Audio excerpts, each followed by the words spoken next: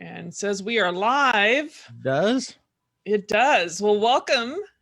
I am Melissa Cady, joined by my co-host, Dr. Kevin Cuccaro, and we are on the Change Physician Facebook page for the podcasting community. However, I've cross-posted to my own personal Challenge Doctor page, so if you're catching us there, we are actually initially live through the Change Physician. If you are a physician or you consider yourself a physician ally, feel free to join the community at thechangephysician.com. And we also are on Instagram, LinkedIn, Twitter, definitely a little more busy on Instagram and Facebook. But we would love to have you join the community and be part of a lot of our discussions and stories and insights into many types of topics. And I'm sure on today's episode, which is our Christmas Eve special, we have a few things we'll chat about that might be a few tangents off of each other, but that's our typical way. So thank you for joining us today. Kevin, anything you want to start off with? Or maybe since we didn't do our Friday faves last week, mainly because of my crazy schedule, we could tap into what we missed on the Friday faves as far as our episodes. Yes, we got to talk about what was published. So what was published at the end of last week was Dr. Aaron Weissman, the fabulous Dr. Weissman. I wish there was a way we could tag her. If we were more savvy and we knew what we were doing, we'd figure out how to tag these people so they know we were talking about them and they're not like, oh, I heard you were, the ears burning in the background or something. But Aaron Weissman, who's awesome, she is out on the East Coast. She does some coaching and she has some great stories about her kind of experiences going through residency and early practice and having a family and how she restructured her life and took control of that, which was awesome. And then we brought her back to do a second episode because Aaron has her own podcast as well, which I think it's Truth RX's. I'm not sure how you pronounce that exactly. Truth are like Truth Prescribed Prescriptions or whatever, where she does the one word episode. She has their guests and she asks them to talk about, bring in a word and then they talk about the word. And I thought it was such an awesome idea. I was like, okay, we have to pull that. We're going to steal that from her. So we brought her back to talk about her one word, which was change. That was another great episode. Actually, we went all over the place with that episode because we talked about change in residency and different perspectives. And it was a reminder for me to be more aware of our own personal perspectives and how those are different from anybody else. And specific for that it was you and Aaron and some of our perspectives on some of the medical issues, not necessarily medical issues, but the practice experiences that we have were more likely influenced also by our perspectives as either a male or female physician. I know that can rile people up at everything, but if you're not recognizing that you have inherent biases based upon either your sex, your race, background, social strata and things, then you're not recognizing what the literature shows, because that's pretty evident there. And that was a good reminder for me. I really enjoyed that. Then we also had Dr. Marcy Larson, another great guest who came on to talk about grieving. She had done an episode back. Her first episode was published in November, so November 22nd, where she talked about why she started her podcast, which came really through a pretty tragic event when she lost her son in a horrible accident, but how she began this podcast and has really found how helping others and helping herself with learn about grief through her guests, who are all people who have had, most of them who've lost a child, what she's learned from that. And she came back onto our podcast to help us to understand that process. That was a fantastic one. I got to tell you, if you haven't seen it, grief is something we will always deal with as physicians. We're in a very, I'm going to use the word privileged. I'm not sure if that's the right word to use, but it's kind of inherent in who we are and what we do and the people that we deal with. And that I think is an episode that everybody should be watching, and particularly physicians, because we will encounter grief and how best we can support our patients through that process in a way that is helpful and not necessarily, we're not walling ourselves off, but we're not overwhelming them perhaps with our own behaviors. I certainly found it useful on my in personal life, and we've had some really close friends that had some personal losses and things. So I'm really glad that we had that episode there. So that was great. And then obviously we have today's episode, and then we have a couple episodes for next week where we're going. We have the fabulous Dr. Tate will be back on the show. He'll be published on Sunday when we'll be talking about capital And what that means is not capital cities and not, the capital of this country, but actually capital in a business sense. And then to continue this trend, we will have out with the old, in with the new, and that'll be the New Year's Eve special from the Change Physician. So we'll be doing this again live next week for New Year's Eve. So it is a packed schedule in a pretty exciting time and some cool stuff that we're doing to close out 2020. Yeah. And so since you were talking about our savviness, I was trying to be a little bit more on top of the live action on our Facebook Live. So as you're talking about people, I've tagged them into the thread. And then I found their website that you just kind of like revealed a few things that, they're involved in. So they are in the chat, so you can find and click on those links and go straight there. And hopefully they'll see that we just talked to them or about them in this episode. So, usually on Friday Faves, we talk about our favorite thing of the week. And I thought I'd just pop in a picture of something that I'd never done before and thought would be kind of fun. Are you cool with that? I am totally cool with that. Okay, so I'm going to have to do a little share here with share the screen. And let's see here. All right. You see these things? Whoa. I know they're not the perfect pretty, but they are functionally, they are working well. But you know how you get that, I love these white chocolate covered pretzels that have the peppermint on them, and they had a ton of pretzels at the bottom of the bag, little pieces of it. It's like, I can't just throw this away, but I don't want to eat it straight. So I bought a sugar cookie mix, okay, of all places, at Tractor Supply, because I had to get some like things there. I'm like, okay, I'm buying cookie mix at a Tractor Supply store. But anyway, I'll give it a try because I didn't want to have to go deal with more people in another place. You can actually see a little bit of pieces of pretzel in some of that peppermint candy. Anyway, so I made the sugar cookies, and I decided at the last few minutes to just drizzle a whole bunch of those little pieces. So those are my peppermint sugar cookies that apparently Corey, my husband, said that those are like the best cookies I've ever made. Peppermint pretzel sugar cookies. Yeah, a new holiday tradition. Peppermint. Now really the pretzel part's not the essential part; it's the peppermint. So, but is there pretzel in there too? No, it's just a tiny bit that was stuck to some of the peppermint because they came from the pretzels in the bag, but those are just like the little leftover peppermints that fell off the pretzels. So there you go. If you ever have any extra peppermint at the bottom of your bag, buy some sugar cookie mix. I think having a little pretzel in there sounds really good though, because then it has a little bit of crunch, and it also rolls off the tongue. Peppermint pretzel sugar cookies, although you have to add something on the end of that. But you have to say that. You need to brand it, Melissa, is what you need to do. You have to have special branding on that. And I don't know if I have the desire to push for that or not. I mean, I'm sure people have made these before. Although I looked up for a recipe like that, and actually I was looking for a peppermint, like it'd be cool to throw it in a bread, like some kind of sweet bread, and like throw in, not just on the top, but maybe throw in some peppermint into, I don't know, it just seems kind of yummy. My mouth's watering as I talk about it. Are you a peppermenter? I'm not really. But you know what I realized? This season is not the time to try to find a bag of crushed peppermint, because it's sold out everywhere because everyone's baking at this time. And I guess there's a lot of people using peppermint. So I bought a whole bunch of candy canes because my husband would like to have some more of these cookies for the weekend. So I'm just going to crush them with a hammer. Well, and that's what you should see, if there's a difference with just plain peppermint actually versus the peppermint pretzel. I would be shocked. I think in that maybe the peppermint pretzel might actually be a better combination, but but it was very good. So that was one of my favorite, adventures, because you just get these random thoughts and ideas, and you think, okay, well, how well is that going to turn out? So you don't know until you try. So there you go. You don't. Yeah, it's like being an entrepreneur or starting a podcast, or just trying. Do and then direct, not try to anticipate everything. So did you have anything that was put you on the spot? Anything favorite over the past week? It has been an interesting week. I was sort of trying to formulate a plan for 2021, so that has been interesting.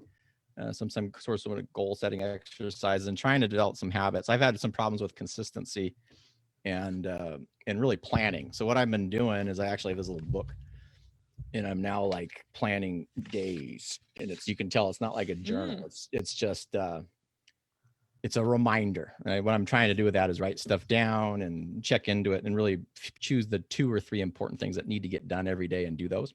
I have some books. I wasn't sure whether I should do this week or next week, but some of like my favorite things, and I've mentioned this before. So this one, 7.5 Lessons About the Brain. I've mentioned that on at least 2 Lisa Feldman Barrett. 2. This is her most recent book. I know I've said how I loved How Emotions Are Made. I thought that was absolutely mind-blowing and changed your nature with everything.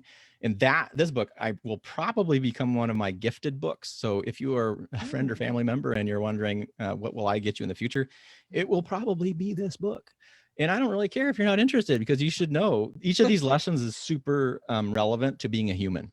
And it was, I think I mentioned before, it's delicious. Like I literally would read a chapter a day and I would stop and just process it. And it was great. And then the other one, which is really good, was, I mentioned this one too. This was Good Habits, Bad Habits by Wendy Wood. And Wendy Wood is a psychologist. I think she's at USC. And as compared, there's a lot of books on habits out there. The vast majority of them have not been written by scientists doing the research, and that's okay. But I kind of prefer, if I'm going to read those, I want to know also the science. And what I really like about this one is she goes into science and she talks about the research behind the stuff, and there's implications there. And what I found is the more you know the background, like the what and the why of something, rather than just the how-to, you can start using that. Like you because you know it, or at least you have that context now, you can start thinking of ways to apply it in new and different ways. So I've been really enjoying this book. So those are my favorite things for the week.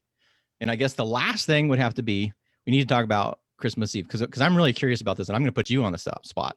Okay. Is what kind of what were your, because 2020 is crazy.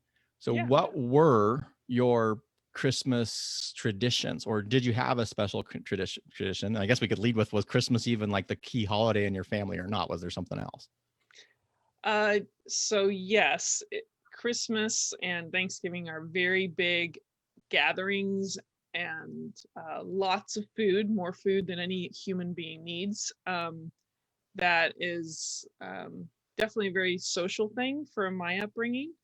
And interestingly, this year, as much as my parents would have loved for me to be there at Thanksgiving and Christmas, from a health standpoint, I didn't think it was wise. So, and especially the kind of work I do. So I'm placing breathing tubes in people on a near daily basis. So I have potential exposure. I try to be careful, but I just let them know about a week ago that, as much as you were hoping Christmas would be the one, I think we'll need to push this off for at least a couple more months and see where we're at. So the reason I say that is that despite the social aspect, there's a component of our traditions that my mother is insistent on to happen over Zoom. So one of those traditions is Christmas Eve is when we do the gift opening, and she requires us to guess 3 times before we open the gift. So we have to see if we can predict what the gift is. And of course, if we're in person, we get to like hold it, feel it, shake it, whatever you want to do. Well, they've got the gifts in their possession. So this is going to be the most unique Christmas ever, because they're going to have us guess, and on their side, they're going to open it for us and then show it to us on video.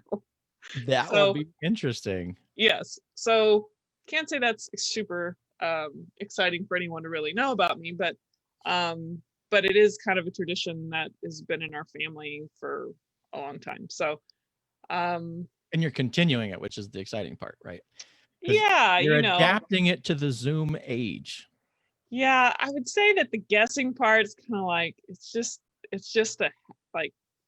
tradition. It's not kind of like, I don't know. Sometimes we guess it right, sometimes we don't, but it's like, it's a passage to opening. You can't open until you like guess 3 times, even if they're terrible guesses. Well, what I like about that, and particularly if you had young kids, right? Like, it slows you down. Yes. So I'd be really curious, talk to your mom, like, how did that develop? Because I could see, kids just start ripping into everything. And as a parent, it's always a pain. Like my kids are old now. But I just remember because you're like, slow down. We got to write it down so you can make sure the thank yous and blah, blah, blah. But I love that guessing, because if you have young children, what that would do is it slows it down and it keeps it fun. And it's not a torturous thing, like that seems like a fun thing to do when you're 5 years old and you're like trying to guess or whatever. And then you'd be watching. I think that sounds, what a great idea. Now I wish I had young kids so I could do it to them. You try it on them. Yeah, it's a little bit of an anticipatory thing that creates try to build in some patience, most definitely. So what about you? Well, we've had, my family is very interesting. We had, when I was growing up, Christmas and Christmas Eve were without a doubt the most important holidays of the years in my family. We had a very well-established routine where we go to my grandparents' house for Christmas Eve. And that was always fun. We had, there's huge families. Ours wasn't a big family, but it was large, three grandparents, 3 kids.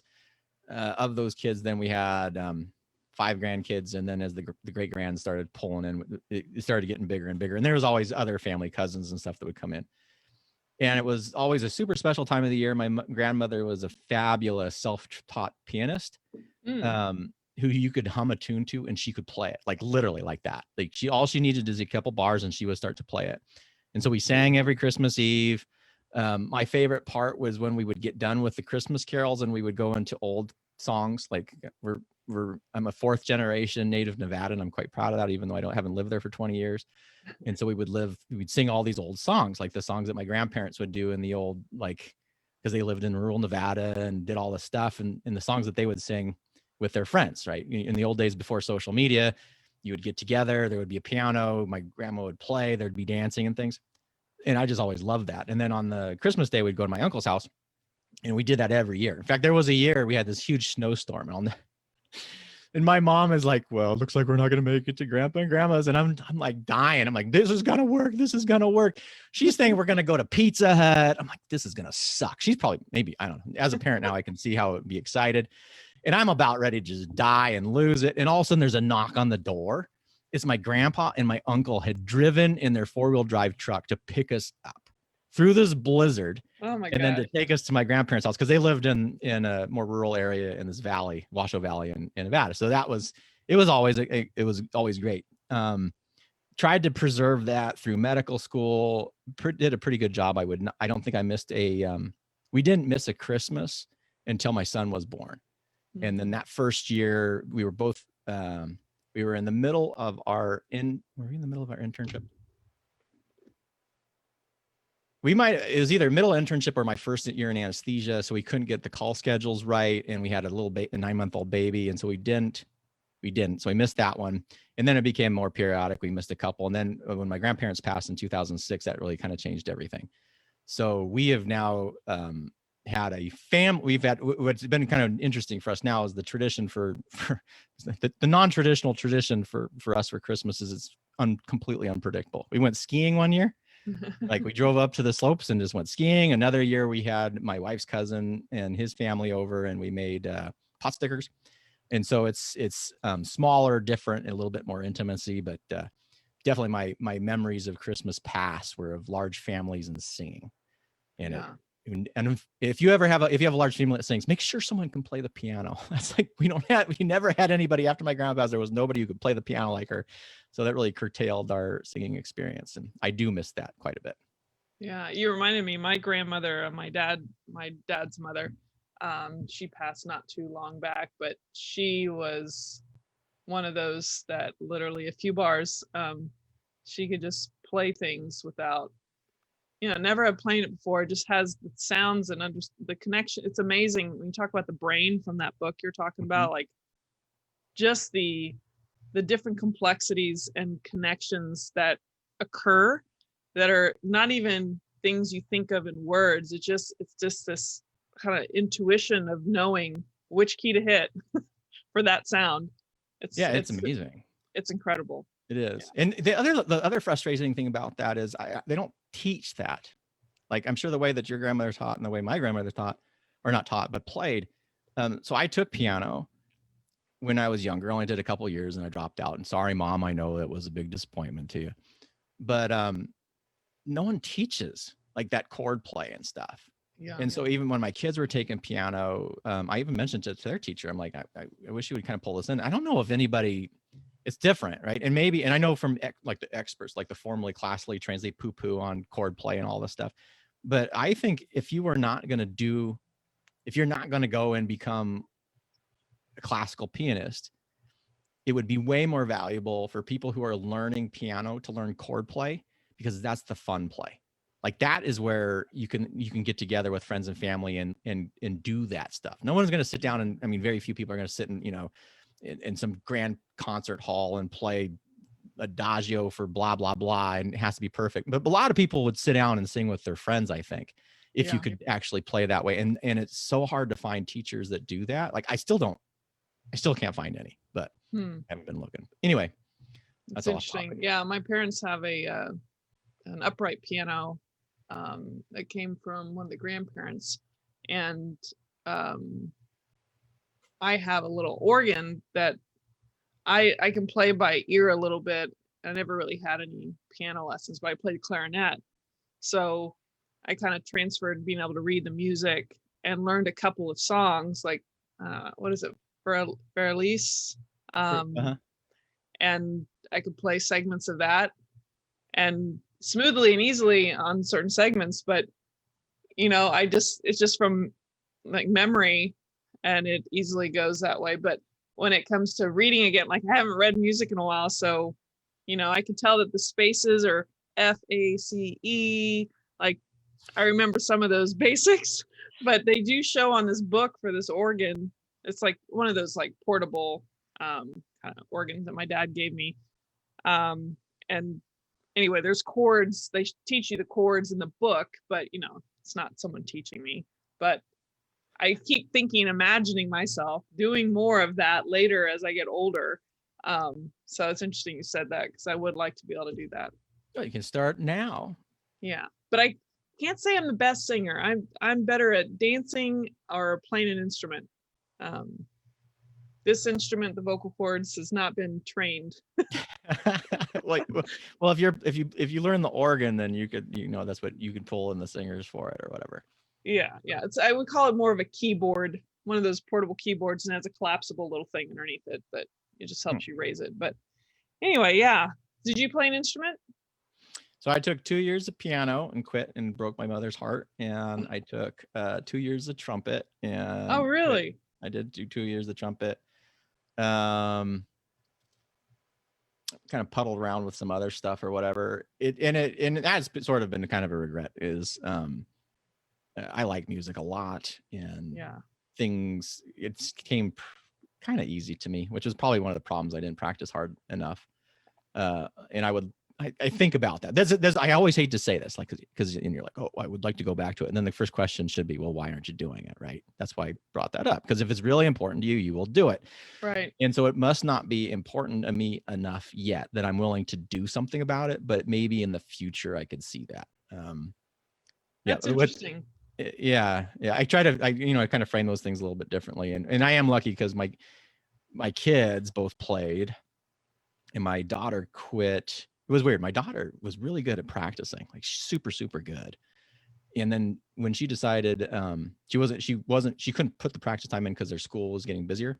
So she quit, and she's never touched the piano again. My son, who wasn't as diligent about practicing when he was in lessons, he continued after she quit for about a year. And then he's like, I can't, I need to stop or whatever. He stopped it. He plays more now than he played with his lessons. And that's really kind of cool. So you'll just sit, and all of a sudden you hear music coming from the basement. It's because that's his break now. He goes down there and he plays. And yeah, so I still love music. I think at some point it'll come back in. I really would love to learn if I could find someone who played by chord, like who can teach me chords, I would do that. But I don't want to take lessons just to learn the standard stuff. I want to learn chord play, improvisation, that kind of thing. Yeah. And if someone comments and says, you got to learn the basics first. Come on, my grandma learned this stuff on her own, so she figured it out. I think you can start with the chords, but anyway. Yeah. No, I think you bring up a really interesting point, because I think there's a lot of decisions or things in life that, whether it is choosing to play the piano, or you basically this comment that you said that if it's important enough to you, you'll do it. And I think that plays in really well to making changes in your life, to be a change physician, to whether even decisions, especially female physicians like myself, who somehow get so fixated and focused on their career and don't make having children a priority, where I'm at an age where it's kind of like, okay, you're kind of late to the game. Was it not important enough to me through all these years? What is more important to you? And it really dictates kind of the path that you're going on.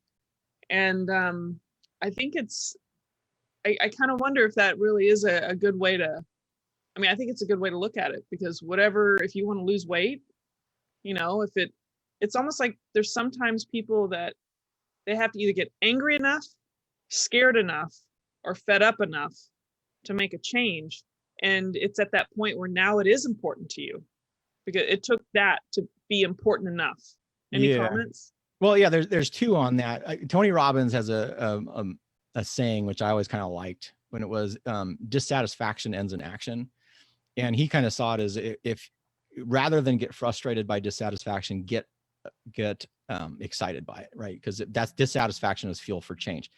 That being said, it would be easy to take what I said in the wrong way. Like, if it's important enough, you'll change. Because then we'll say, well, this is important to me, and something didn't change. I think with that, we have to add in that theme that we have talked about many, many, many times, is if it's important to enough and you have of awareness enough, then you can change. Because when you're in the busy role, when there's so many external stressors, your priorities will fall to the bottom unless you're aware enough that they need to be a priority for you, right? Mm-hmm. So that awareness piece comes into that, building a level of awareness on what is and what isn't important to you, what your values are, what they aren't, the behaviors that you would tolerate, what you want. That, I think, is an action that we should all learn a little bit more when we're younger, and continue to practice that. Because then I think it's true. Then you will, if it is important enough, you can make change. But if you're not aware, it's easy for all that stuff to come by, and then you have regret, right? Then you have 20 years down there, like, you're regretting all this stuff. Well, the regretting of the stuff is because you kind of got carried by life rather than, working through life.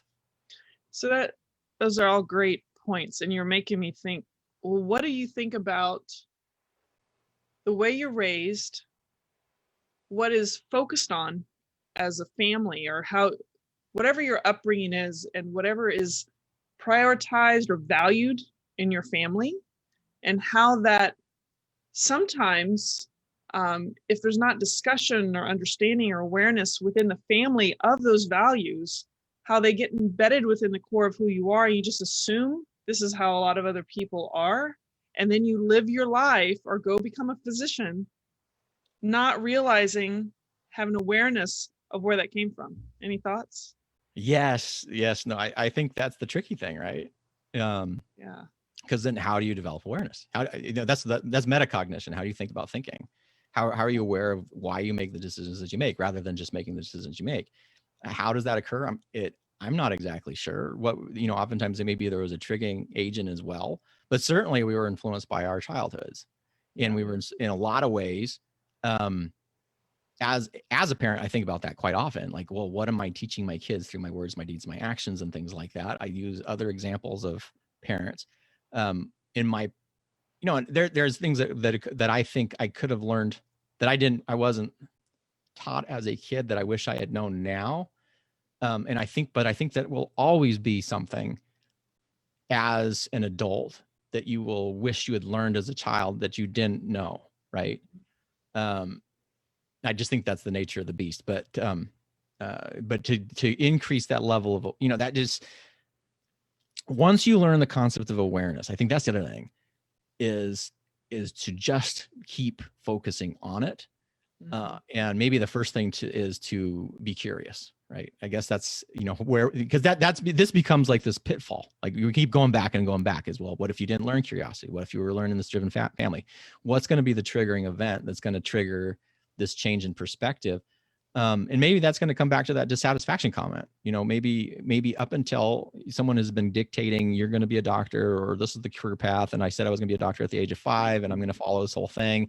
And then you get into practice, and then other people are telling you how you're practicing and how your life is supposed to be. And you have to buy the house and have the 2.3 kids, and you need your dog. And then you need to work for 30 years, saving for retirement so that you can then do the things that you want to do. Maybe that's the point of dissatisfaction. When you are dissatisfied, instead of just being upset by that, is taking a moment and saying, why am I dissatisfied? And explore that a little bit more. And then maybe that will help to kind of bring a level of awareness to things that we want to change. But that's a good point, because if you're not aware, you can't change. It's just not going to happen. Because I think back, and of course, our best reference is our own lives. So it's easier for me to kind of reflect on my own. But you think, I guess, as an optimist, I would say essentially an eternal optimist, I would consider myself. I'm practical, and I think I'm a pragmatic person, but I like to be optimistic. I think when I look back at myself, I don't think I had any awareness to realize that, of what was driving me. Like, I just knew I was driven, and it was valued, because it tied into career and making something in your life and whatnot. There was no priority in or discussion about social connection and relationships, or having children, or family. Family was important.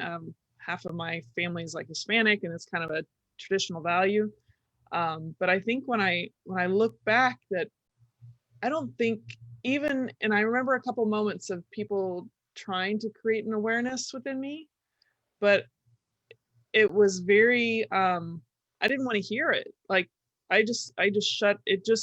It just wouldn't go in, because I had to maintain my own sense of this world I was trying to make sense of, and that cognitive dissonance was so strong. I didn't even recognize it for what it was. It was just kind of like more annoyed at the people trying to maybe create change. How old were you when that was happening?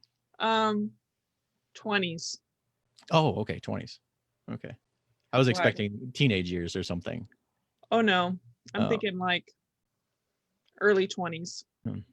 Because in our teenage years, we don't want to. We're smarter. We know everything. The parents are dumb, kind of a deal. And so any sort of advice at that time stimulates that reactance of, you're threatening my autonomy, kind of deal. I get early 20, I could see that as well. Yeah. So it's an interesting thing. But I also don't like when people say, well, people only change when they want to change. Well, that is in some ways true, but I just also think that's probably where the persuasion comes in. If we know someone's self-destructive or doing something, we wouldn't want to say, well, because this actually isn't true. It's a common belief people have to hit rock bottom before they can change. And they can change before that. It's harder work, and for the other individual involved with facilitating change, it's much harder for them, and they must have much more investment in it. But yeah, it's interesting. How we change, how we develop, how we learn, how we grow, when we learn what. Yeah, it's fascinating. It's definitely fascinating. It also makes me think, and I know that I think there's a lot of people like this, where emotionally I was not, I wouldn't have considered myself an emotionally intelligent person. I think I've gotten better, but it's definitely, if you're going to try to help somebody, I'm curious your thoughts on this, but in my life, in my 20s, I would have needed somebody to truly show unconditional love for me, and really connect despite maybe my kind of, I wouldn't call it coldness, but just kind of a very matter-of-fact kind of approach to things. And for me, if I felt that person really cared and was connected, and they asked me the right questions, because the way my mind works, I think that I would feel safe where it might open up the awareness. I think that was the only chance, but I didn't really have that kind of connection with the person that could ask me the right questions. No, I think that's a fair assessment, and that safety is definitely true, right? We have to feel safe if we're under threat or we feel what's the difference between a question and an interrogation? Right. It's because so often, I could just, as a parent, you're like, I'm just asking questions, but your kid's probably perceiving that as an interrogation. And that's a huge threat involved with that. I do think from a peer standpoint, having people in your life that demonstrate the actions that, if you're demonstrating the action and you're living your life, I do think that has an impact. I think that some of the people that probably have changed me the most through some of the experience I've had was just through watching them. Like, wow, why are they doing that? Or this is what they're doing. And it's a safe way, observing someone doing something that is, I don't know, say is respectable, but that provides you a different way of thinking, a little bit different. I think that's probably a safe way. And it's probably a good way if you are dealing with somebody new and you're like, oh, they're either self-destructive or I'd like to help them with this, is to make sure you're demonstrating that rather than telling or interrogating them. Right. Because that'll switch someone off so fast, like nothing. Yeah. Interesting stuff. Yeah, it is interesting. Like here's the other thing. I am not the same person I was 10 years ago. I'm certainly not the person I was 20 years ago. I was reading something when it talks about memory. Like we also have this idea that memory is like this photo in your brain, and it's not at all. Yeah. The best explanations is your memories are themes that then your brain reconstructs the images of, which is really important on many terms, which also means is A, your memories are malleable. 2, you can start readjusting your memories into a more empowering mindset and way. So you can start pulling out the positive rather than living in the traumas and things. But with that memory aspect, one of the parts about that in your conscious mind now is the way that we connect in many ways are on our past memories. Like, so your oldest friends that you've known since you were 5 or whatever, what you have is a shared history that combines. And so there are some theories that when you have not seen someone for a long period of time and you meet and reconnect, the first thing you're doing is what was your past, because you're trying to fill in those gaps to reconnect with their new you. Because every person that's you are not you, you tomorrow is not the same you today. You 10 years now is not the same you that you are right now. And if you have somebody that's important enough to you and you meet them again, you need to fill in those memory gaps in such a way that them as the new you and you as the new you are now new friends based upon filling on those gaps. So that's a long way to say is I am not the same person I was when I was in high school. And I'm certainly not the person I was in elementary school. I'm not the person I'm 10 years ago. I like who I am, probably more than the person I was in high school. I don't think I was a bad person in high school. But yeah, you're not fixed. We're always in this constant process of change. And I think it's okay. That's a good thing to be aware of, that we are creatures of change. So in the last 10 years, what do you think is the biggest shift for you? What was the biggest change? Mindset without a doubt. Like, so you're talking about like things that you learned as whatever, you were driven, you didn't know why or whatever. I was a total fixed mind. And we've talked about mindset before, fixed versus growth mindset. I was so fixed mindset. I very early on, I had experiences that said that I had this idea that I was smart. And because of that, I was kind of did the smart things.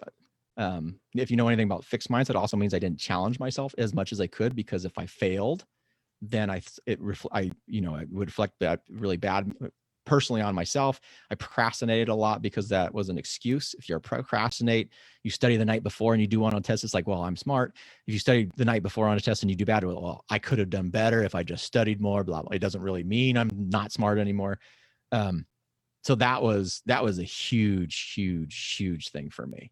And just recognizing the capacity for growth. I wish I had learned that again 20, 30 years ago, because I will default to that fixed mindset quite often, but at least I'm aware enough now.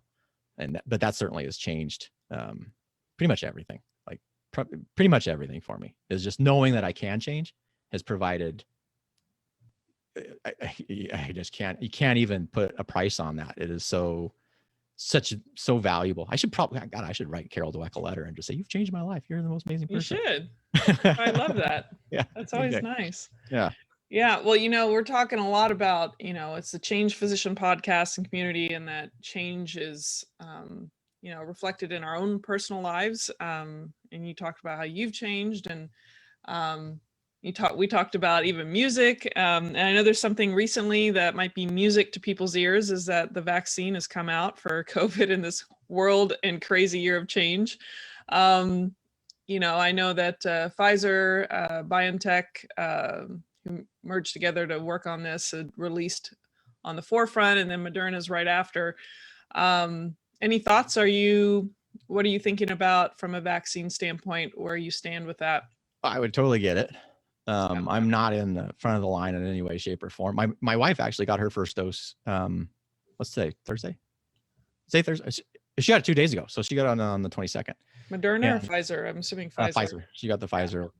I think it's a game changer. I think from a physician standpoint, I think one of the most disturbing things is I don't know what the best way to distribute the vaccine would be, but I do know that there are a lot of private practice physicians who are definitely front line that are struggling to get the vaccine because it was distributed to hospitals. And I do think, and knowing, there's some good hospital systems, and then there's not some good hospital systems. And I wish, I don't know. I'm not sure what the right way is. Because the other thing is, if you saw the Stanford blow up and the residents were like 4th tier for getting the vaccine, and it's despite the fact that a lot of residents are being really pushed to be into the harm's way in a lot of scenarios. Yeah. So I wish the distribution was a little bit better. But once I can get it, I will definitely get it. There's no ifs, ands, or buts. What about you? Yeah. So, let me just make a few comments. Whether people hear this or not, I think it's important for me to say, I have some friends that have heard me kind of be, I'm not anti-vax, and I'm basically, I like to be commonsensical about things and just read about it and try to understand the pros and cons and the risks and the efficacy. And when you look at some of the big ones that are like measles and the other vaccines that have like a 90+% effectiveness, and you can split hairs and try to explain all the definitions of what these things mean. But the point is that to me, I've always been a little hesitant on some of the flu vaccines out there that are seasonal, because they seem to be quite variable in their effectiveness. And when we talk about herd immunity and try to capture the majority of the population so that we don't have these increased transmission rates and whatnot, it's hard for me to wrap my head around something that might be 30% effective, and how, even if you got it to everyone, how really effective it would be for that. But when it comes to COVID-19, and this vaccine, the approximately 95%, efficacy of it is something that is worthwhile to me. So I'm interested. I think some of the stories behind how Pfizer BioNTech, I watched, I think, the 60 Minutes documentary on that, and read a little bit about Moderna, and just, how these things have come to what they've been within a year, literally within a year. I think that's pretty phenomenal. But the technology itself and the mRNA, and how a small genetic piece of material from the little studs that you see on the COVID pictures, if you're listening and you don't know DNA and RNA and how things, are made, you can go look that up. But the fact that they can replicate in a little vector and be able to replicate the small piece of genetic material, I know there's some questions as to, you could have debates about where this vector comes from. And the way I see it is, and I'll just say this, I have had a friend of mine send me something that a fetus, that it was one of the generations from the mid 1950s, and it, that how can you kill a fetus? I'm like, okay, they're not killing fetuses just for this vaccine. If there's an elective abortion, there's a little bit of genetic material from years ago, and I'm not the expert. Go find someone who's an expert on vaccines. But I will say that this small contribution to the world to help deal with this pandemic That is it's an amazing contribution for an amazing advance that is giving people the opportunity to have the immunity to fight off this potentially lethal virus. And, to me, I bring that up because I know we talk a lot about perspective and awareness and how you're interpreting the situation as to the sacrifice of a little bit of genetic material from eons ago to help create the technology to replicate the mRNA. To me, I see it in a very optimistic way. Like, this is a very positive thing for humanity. So I felt like saying all that. I know on a diatribe there, but I feel like you can sit there and swing either way and be polarized about the situation. But this vaccine has been, I think, it's been an amazing team effort to create this. And so I am planning on getting mine next week. I was hesitant about getting it at first because I wanted a little more time to just see what's going on, read a little bit more, understand a little bit more. And it's going to be the Moderna, most likely. I'll update you on our next time together, but probably next Wednesday or Thursday. And so any physician, so I work in a surgery center, I'm not affiliated with the hospital. And I think this is really important. You might want to call a local pharmacy, because I caught wind that there's some pharmacies receiving some Moderna vaccine on Monday, at least locally here in Austin, Texas. And I talked to the pharmacist directly, literally called the pharmacy, asked for a pharmacist, and said, hey, I'm not affiliated with the hospital, but I'm a frontline, I'm not frontline, but I'm intubating patients on a near daily basis. And I'd like to get the vaccine. So they're like, sure, what's your phone number? Bring your badge. When we get it in, we'll let you know, but we have to give 10 doses per vial. So we need to bring 10 people in at once in order to give it. So I didn't expect to be getting it probably this early, unless something changes. But anyway, any thoughts about all my randomness about various topics? Well, I think there's a lot of important things. Like, okay, so this whole thing with the 1 year with the vaccine, that could be scary because people are, it was rushed. But the technology that was used for an mRNA vaccine, that's 15 plus years in development. This is not something that came out of the blue. It accelerated a lot of the processes. And I think people should be taking comfort in that.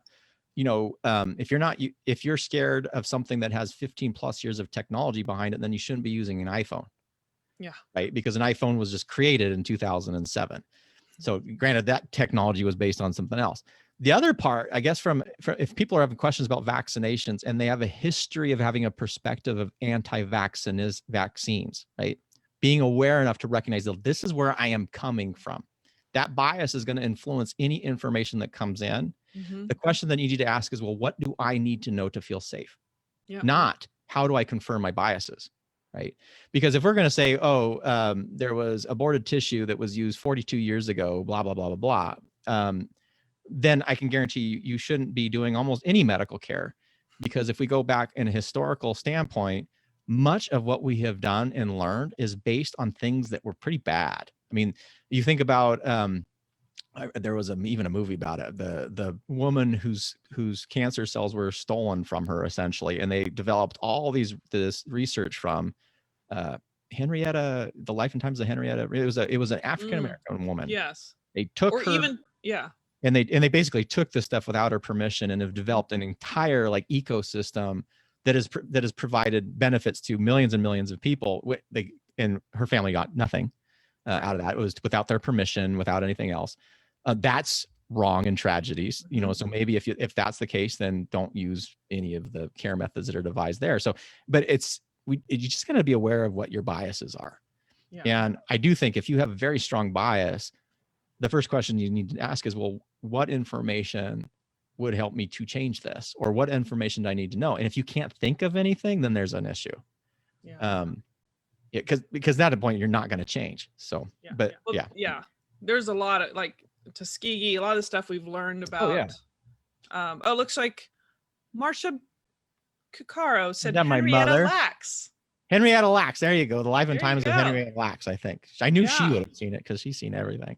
Yeah, well, like Um, the Tuskegee and like the stuff we know about syphilis, like the Syphilis, that, Nazi war experiments. By that, there's a lot of medical advancements that came out of Nazi experiments on humans, which were yes. horrible. And there was a big debate on what to do with that, whether they should have just trashed it or use it. I mean, things on hypothermia, how long people can survive in frozen waters came from Nazi experiments, which was, Mm-hmm. I'm sure you don't want to know that, but you know, there's a lot of horrible stuff in the past, and we don't ever want to say that was the right thing to do, but I also don't want to, we don't lose that technology. Um, you know, other thing, like a lot of the technology has come from wartime. Like we've learned all the stuff from wars. Like, well, we're not going to say we glorify wars, but we're not going to lose that technology that we advanced. Penicillin came in the middle of World War II, if I'm remembering correctly. So yeah, anyway, it's interesting. It's interesting. Yeah, it's interesting when you said, well, you know, you don't use the iPhone if we just invent it. And then they're going to be like, well, it's not, the iPhone's not injected into me. I'm like, okay, genetic material, we get exposed to genetic material in various ways. If you have sex with somebody, you're going to get exposed to genetic material. Yeah. So let's just like, come on, people, just let's And have there a was discussion. there was a really great analogy for, I mean, I'm going to butcher this because I can't remember it, that had to do with an mRNA vaccination, which is completely different technology than a lot of the past vaccinations. And by the way, this is super exciting stuff because this mRNA technology has so many applications outside of the COVID, and because it didn't start that way, right? There's cancer applications. This could be like game changing when it comes to a lot of diseases. This technology is like amazing. But I forgot where I was going with that. What was I saying? I was actually just looking up something to share, so you're gonna have to. Yeah, I don't remember where I was going with that. It's something with the mRNA vaccination. Oh, the things that were like cancer and whether it's used for there was cancer all stuff. there has all these other things that you can utilize it for. So it's like totally game changing. Oh, but I don't remember. Maybe it had something to do with the iPhone. I don't know. So I have to mention this because you can extract certain ingredients that are in things, and like that's just like horrible and all that. So propofol we use in like 99% of people to get to sleep, like 95%, plus, and it's mixed in a liquid. It contains soybean oil and a substance called egg lecithin. So like that comes from an animal, and it's okay. It doesn't mean it's a fertilized egg. I'm just saying, like, it's just there's components that are used from the world we live in. Yeah, if you're a vegan, you shouldn't get propofol. If you're vegan, that's right. You're getting injected with some egg. Yeah.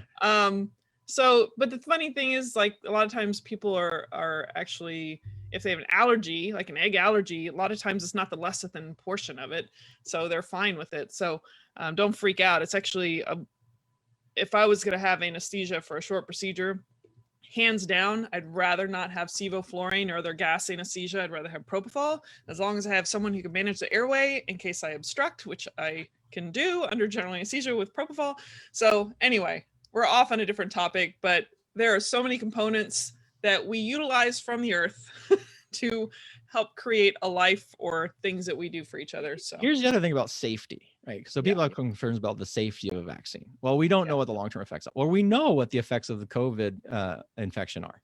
This is not the flu. This is significantly more dangerous. If you still think it's the flu, you're not following the data. People say, well, you're young and healthy, it's no big deal. Well, no, it looks like it's causing these vascular, it's not just infecting your lung systems. It seems like it has this vascular effect where it's inflammatory vasculitis kind of a thing. Yeah, that's where the young people are having strokes. And the other way to think about it is the stress that you're putting your body under. You're 20 years old. You're going to hit with the COVID infection. You're hitting with like 10 to 20 years of stress that you are now subjecting it to. Yeah.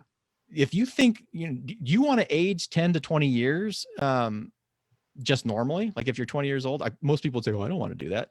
Well, why would you subject your health and your body to that kind of stress from a disease that's just going to? Sure, you're going to recover. You have great internal resiliency when you're younger, but it's going to pound you, man. And it's like, why put your body through that much stress with long-term implications that we have no idea about, when we can use a vaccine that has 15 plus years of technology behind it? The technology itself doesn't get incorporated into your DNA. there was an analogy about a sandwich. Like, the way that this works is sort of like a sandwich, but it's not like you eat the peanut butter sandwich and then all of a sudden you're some peanut butter monster hybrid thing. Something like, it was such a great explanation. Yeah. But that's like, this technology isn't going to create a peanut butter hybrid monster person. It doesn't work that way. Yeah. You made me think of oh gosh, there was a couple things I wanted to say off of your last comment. I was asked, because I take my precautions. I wear like a double mask kind of thing, N95 with a surgical over it to keep it, in case it gets soiled or whatever. And I take my precaution. And I was just talking about like when I go and have like 5 minutes to go eat a shake, or, I rarely eat during the day when I'm working because I'm in the operating room the whole time. But if I have 5 minutes, I step outside and I take off my mask, and I don't sit in the lounge with other people eating. Like, that just doesn't make common sense to me. I mean, I know they do, and that's, everyone's got their prerogative. I just feel more comfortable out there. And someone asked me if I was scared. I'm like, no, like, I'm not I'm not shivering in fear when I put my seatbelt on. Like, I'm just taking precautions, and just like anybody else. And secondly, what I tell people is like, I know there's stuff going around. I just don't want to be sick, period. Like, whether it's COVID or not, do you really want to just be like, yeah, I want to be off for 2 weeks and not make any money if I don't have any sick leave? And, sure, no problem. I just want to be sick. Just get it over with. Like, no, I'd rather not be sick. Period. End of story.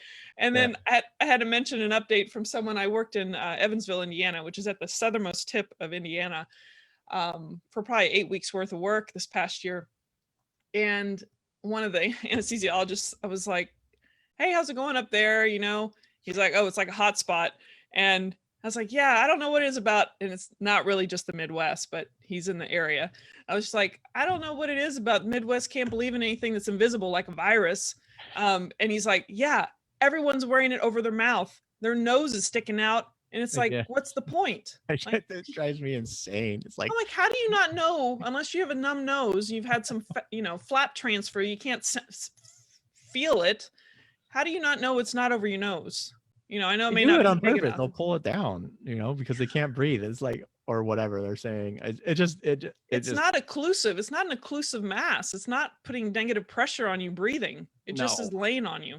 Yeah, people are crazy. And the other thing about that, so I'm thinking about your break room. Well, why aren't you eating the break room? Well, if people started visualizing air like water, because that's what it is. It's water that's not as dense. It's vapored. Right? Because water is very dense, but we still live in an ocean of air. And why would you put yourself where you take your mask off in a closed environment where there's crap sitting all over the place? I mean, it could be COVID, it could be flu. It makes me think of, because one of the things is in one of the physician groups, the little physician groups, and people are talking about this stuff. One of the pros about all this crap for COVID is there's so many people saying, oh, I didn't get the flu this year. Like, I haven't been sick since I've started, wearing masks and seeing all my patients. And there's so many of them are like, they're like, I'm not going to stop this. And this is great. Like pediatricians, how they're so happy they're not getting colds every 2 weeks and stuff. I'm like, this is just cracking me up. Mm-hmm. Well, now maybe they won't do the targeting that they do, just because you're wearing a mask, thinking the suspicious behavior, and if they want to racially target somebody just because they're wearing something over their nose and the mouth and they must be up to something. It's like now everybody's like wearing a mask, so our brains are used to seeing it versus thinking there's something suspicious. Well, hopefully we're like the Asian countries, right? Mm-hmm. It's normal. It's completely, they wore masks and they did it for infection control. But actually, like when we went to Japan, I was reading up on a little bit, is people just even wear masks if they just feel uncomfortable. Like maybe they have a zit or something, they'll wear a mask. It's not a big deal. And I would like to see that here. I would also like to see that we never shake hands again, because that's nasty. And I think there's some good hug public the ones you love. Yeah. I'll hug my loved ones, but man, I don't want to shake some weirdo's hand. Who knows? Particularly you go in the bathroom, right? And you watch all these people walk out without washing their hands. It's disgusting. Yeah. Like why? Yeah. At the very, I think fist bumps, that's elbow bumps or elbow bumps. Yeah, I think that's, It might be a little more commonplace. Well, we've gone an hour. No, we got to cut this off. Yeah, we got to cut this off. Anyway, you want to take us out, Kevin? Sure. Although I think oh no, you took us in. Anyway, I would just say this is the Change Physician podcast, is our live stream for December 24th, Christmas Eve of 2020. Thank you for joining us today. We have some fantastic episodes coming up, and we do have a live show, our new live stream, which will be on New Year's Eve. So join us for the Change Physician New Year's Eve live stream a week from today. Hope you have a wonderful and safe holiday seasons. Please see your families via Zoom, not in person. Get through the year. Stay safe, stay sane, and until next time, stay well, folks.